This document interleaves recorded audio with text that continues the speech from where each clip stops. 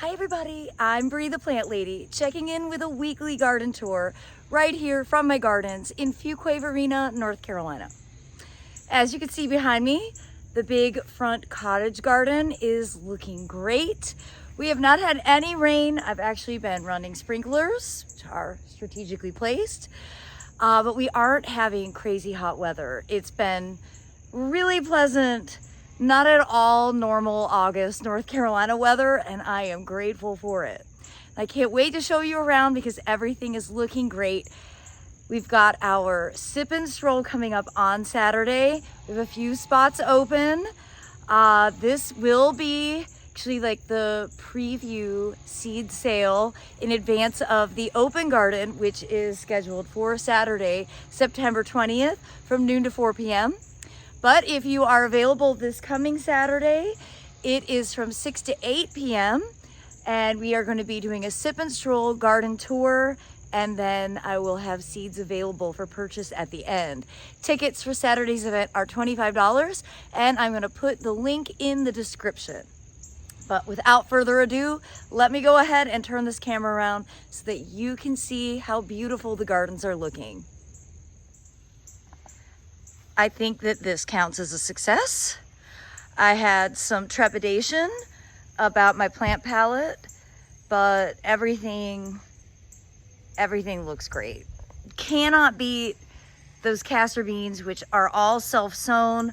All I did was edit, strategically left some in areas that I thought were appropriate. And as you can see, they really steal the show every single year, and they're gonna get significantly taller than this. By the time really we have frost in November, these will probably be doubled in size. Now, as you can see, they are studying seed, and I will be collecting seed because I try to prevent it from self-sowing too abundantly, but I also like to be able to get this castor bean into other people's gardens because it is such an extraordinary variety. This is one that was actually collected by Alan Galloway. I believe he collected this in Laos. He's an amazing plantsman who sadly passed far before his time, but this is one of many of his plant legacies that he's left. He specialized in plants like Amorphophallus and Colocasia. But I love having his castor bean in this front garden.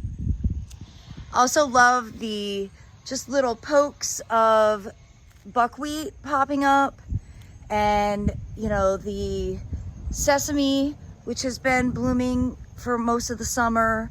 Actually have a self-sown tomatillo back there. And then all of this sort of riot of color of predominantly self-sown vinca and salvia coccinea, which I just transplanted because the seedlings had just grown all along the edge. And I really love that red and white combination. I think this year my red, white, and burgundy color scheme has really come together, and it looks really good with the blue house.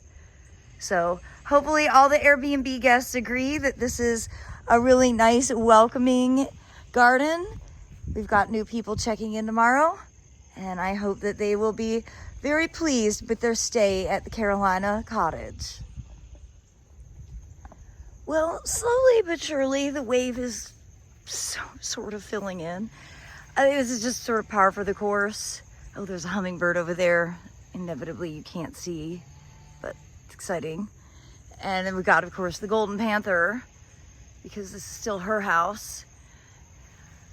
But it is shady over here. You can see how small the zinnias are.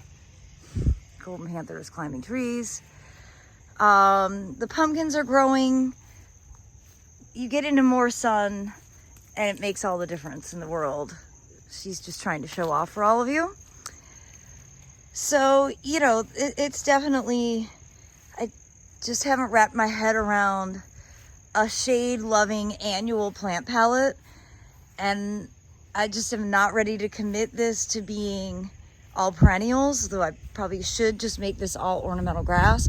But again, the ornamental grasses aren't necessarily going to live in that shady section, so I just haven't figured out what to do. It's not impressive like it used to be, but at least I do keep trying. I love seeing the Welch's pink Calicarpa americana start to really color up. I really appreciate that this variety, this cultivar, berries earlier than the straight species, which is the dark purple berry, and it just provides food for birds that much longer. So great reason to have multiple cultivars of the wonderful native American beautyberry. Well, as we head here along the south side of the house, everything's looking a lot better than yesterday because I watered a lot. It's crazy how dry we are. I have been contemplating cutting down that viburnum. I'm feeling pretty good about my decision. So I think today, when I get off from the International Master Gardener Conference, which I'm doing 2 presentations for, I'm gonna come out here with my handsaw and I'm just gonna cut it down to the ground. It won't kill it. It'll just allow it to reflush and I'll be able to start fresh. But it's a dumb place for viburnum, to be honest. And I was trying to train it and I didn't do a good job. We all know I'm not very good at that stuff. So I think cutting it down, I don't think that will make this bed look worse. I think actually it'll make it look a whole lot better. And speaking of cutting, I went ahead and cut a big branch off of this persimmon because it's just been reaching so awkwardly, and then with all the fruit on it, it was really starting to hang over and look crazy. And you know, the whole point of this was I was trying to make a persimmon arch, which definitely makes more sense with the weeping persimmon, but it is working in theory. And I know it's still a little awkward, but I think it looks better. And right now, that's my main goal, making things look better. I do have to say that I think the backyard of the blue house looks great. And considering I haven't done much to it, and a lot of this magic has happened on its own, especially with self-sowing zinnias, I'm really excited for people on Saturday at the Sip and Stroll to walk through here and hopefully get to experience the magic of all the butterflies. And you know, again, also for Airbnb guests, I think this is a pretty nice backyard to sit on that patio and look out on.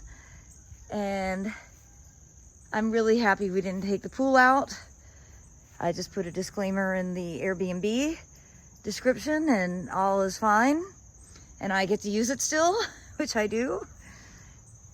But it is quite magical with the butterflies just floating around. You just can't beat zinnias. So I round my way over here. This arch just drives me crazy. It's such a failure, but I do have one moon vine. And this vine, which I think is actually perennial, I got it from Jenks Farmer, and I can't remember what it is. But I'm hoping that maybe that will, by next year, really take off. And, you know, I've been harvesting lots of eggplant. Been making baba ganoush, which is quite delicious. Of course, the phlox is still blooming really well, and the rudbeckia looks amazing. I love having just that pop of yellow. Happy the deer are leaving it alone. And this arch is turning out to not be such a failure. So we've got cushaw squash growing, and hops, the champagne grape, and I believe this is a butternut, which isn't doing as well as I would like, but it is growing. We can mark this in the doesn't look like anything yet category, but I did get cabbage and broccoli planted in these 2 bags. Unfortunately, the squash and cucumbers that I had growing in here just got devoured by squash vine borers and squash bugs, and I just decided they weren't being productive. It was just time to rip them out, start fresh.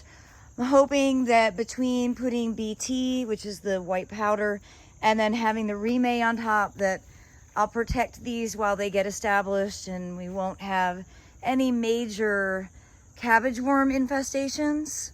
We'll see. This is a very challenging season to grow these cool season crops.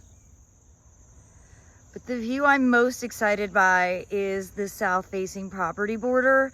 And you know, it's just so improved since Snell came and did the very necessary tree cutting. They removed a Prunus mume that was dying, and then they pollarded that sycamore behind there. And I am absolutely over the moon thrilled with how this border is looking. The Tithonia that I direct sowed is really starting to get some nice size and soon to be flowering. You can see there's flower buds coming, which the butterflies will love. We've got some zinnias in bloom. We've got Seminole pumpkin, which is really going to be kind of the impressive thing that sort of wanders through this border. The celosia looks awesome. I'm a big fan of direct seeding celosia. And of course, we've got sesame that is flowering. So overall, I think this border, it just in a week's time has really jumped because it's getting so much more light. And I think this is going to be a very picture-worthy moment on Saturday's Sip and Stroll. Well, everybody, I hope you've enjoyed part 1 of my late August weekly garden tour, and I do hope that you will plan to tune in tomorrow to see more. As always, thanks so much for watching, and happy gardening.